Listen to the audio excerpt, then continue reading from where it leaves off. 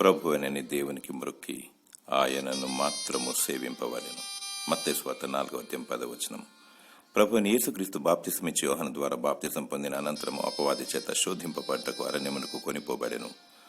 అపవాది రాళ్ళు రొట్టెలగున్నట్లు ఆజ్ఞాపించమని, దేవాలయం శిఖరం నుండి క్రిందకు దూకుమని, మరియు నీవు నాకు సాగిలపడి నమస్కారం చేయమని చెప్పగా, ప్రభువైన యేసుక్రీస్తు 40 రోజులుగా ఉపవాసం ఉండెను గనుక అపవాదిని వాక్యంతో ఎదిరించి జయించాడు.